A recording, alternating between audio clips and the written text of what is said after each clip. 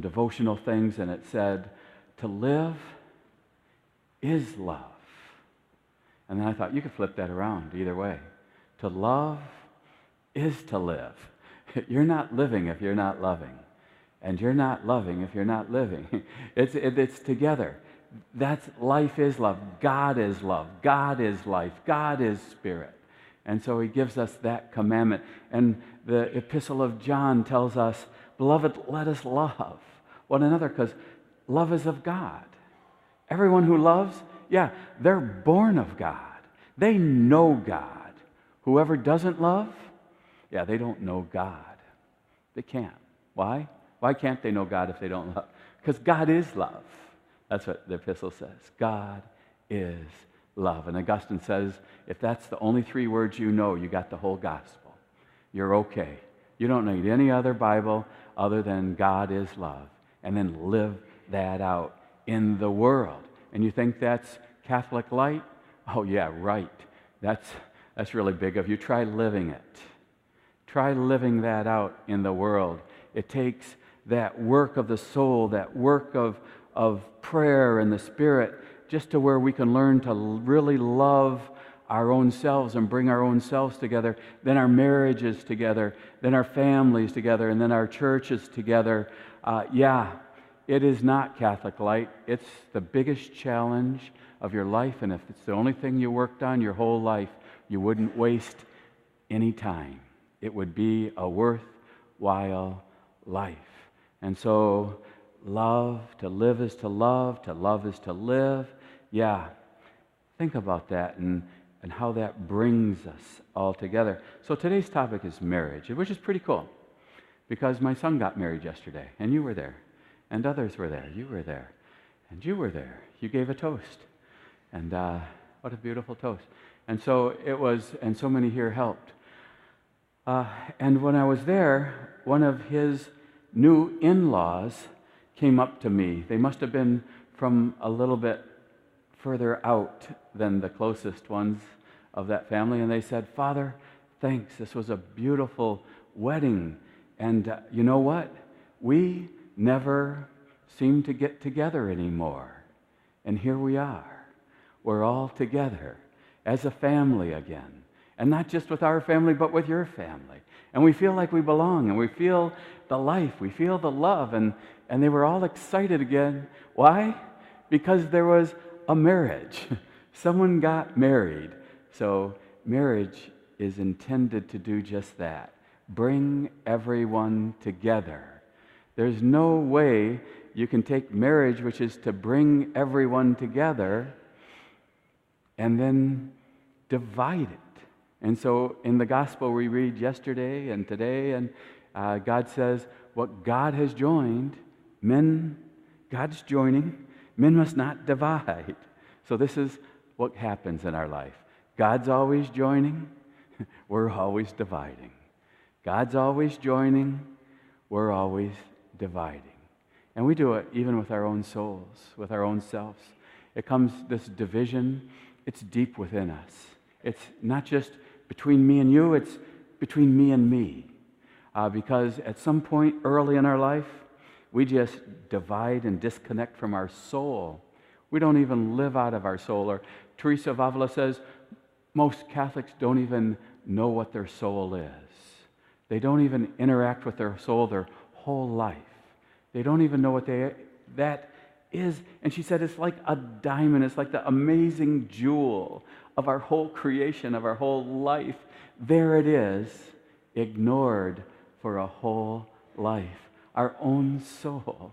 And so us getting together, that'd be good. But let's start by saying, let me get together in here. Get my heart right. Get my soul right. Do that prayer, do that work to where me and my soul are back together. Because when you and your soul are like this, you try to fill this. You see? When you and your soul are like this, you spend your whole life trying to fill this. So what are you doing? You're trying to fill what needs to be filled. So I spend my whole life just trying to fill. Doesn't even matter what you're doing, because we do everything to try to fill this, right?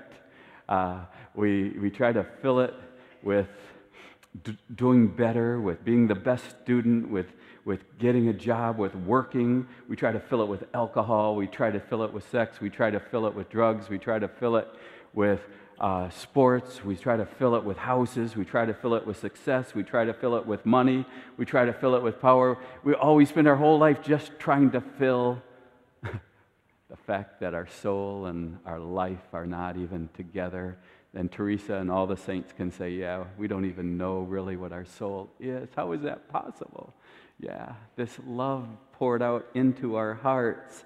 That's where God pours himself out, is in our own soul. So there's that. And so it brings us together. God's always bringing us together to belong one to another. That's pretty cool, isn't it? So the Pharisees come to Jesus and they say, well, yeah, they ignore the whole God bringing us together part, God helping us to belong. They're like, just tell us the law. Bottom line, can you get divorced? And he's like, dude, you're missing the whole point. The whole point is it never was that way, and it never is about the law. What is it about? It's about never being alone. It's about love. It's about being able to love our own selves and then love one another. I said, Cindy, help me get this point across. What am I going to say about marriage? What is it? Why have we made it 40 years? And she said, well, we love each other and we're going to spend our life together. I'm like, okay. In the words of Cindy, that's the gospel right there. We love each other. That's why we're together. Because we love each other. The commandment is love each other. Love one another. The whole point of the gospel is life is love. It's always been about love. Everyone who dies and comes back, those weird experiences, they all say, yeah, we just know one thing. And God wants me to tell you one thing. I knew a woman over here in Grand Blanc who died, and she told me all about it. And she came back, she said, it's just love. And I guess I'm here to tell everyone it's all about love. Everyone who does that comes back and says it's all about love. Everyone who does these drug trips and goes into these retreats and they come back and they have this life-changing thing, they come back and they said, all we can say it's all about love. So here it is. It's all about love. Jesus comes. I don't have to talk about those things. I can just say Jesus. I can talk about the saints. It's all about love. Okay? And so the Pharisees come and say, well, can you get divorced? It's all about love. It's all about being together. You don't ask that question when you're trying to serve and help and grow and give your life away and love. You ask that question when we're being selfish. And we're being selfish when we're not even aware of our own soul, what our own soul is. Isn't that right? So we got to start the work of our own soul so we're not selfish. We're not ego. We're not trying to fill the hole all the time, but we're together, and so out of that we can love. It's all about love. There's so many people out there that not only don't feel like they belong or they love, there's so many people out there that are abused. There's so many people out there who are wanting to commit suicide or on the verge of it. We talk to some of those people here and we help them, and they're like, you saved my life. You saved our life. And I was talking to Deacon about one of the people who just really felt like they didn't belong, and now they do.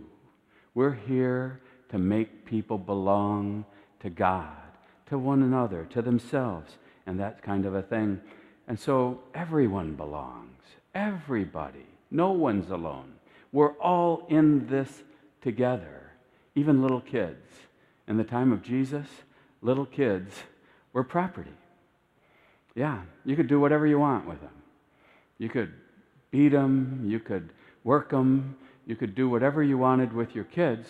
And so these little kids are coming up to Jesus, and what are they doing here? They don't belong. They're not real people, you know? And so they're coming to Jesus, and they're saying, drive them away.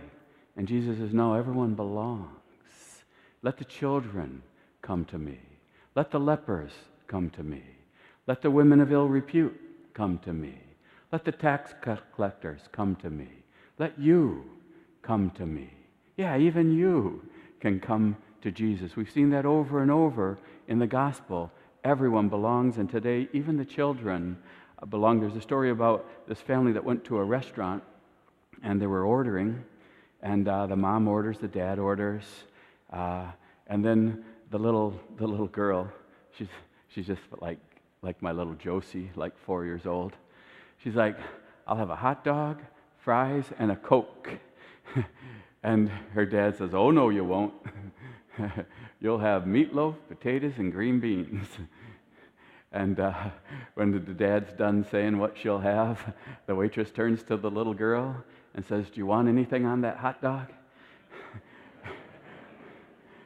Yeah, the little girl smiled, and she looked at her parents, and she said, she thinks I'm real.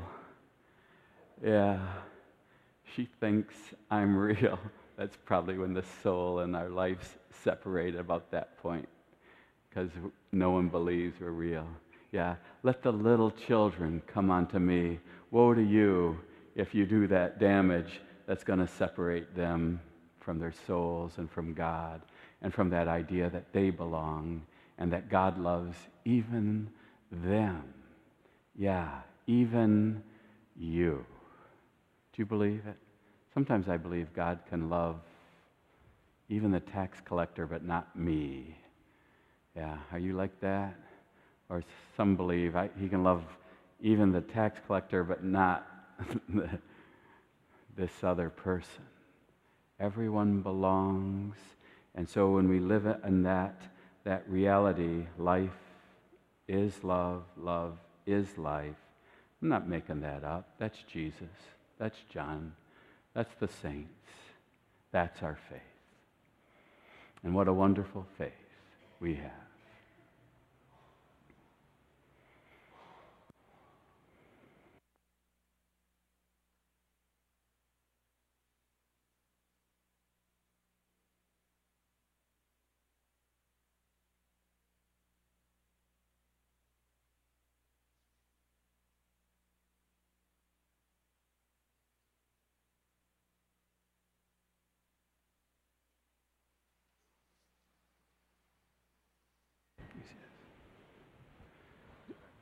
So when we do our prayers, we're going to close with this prayer.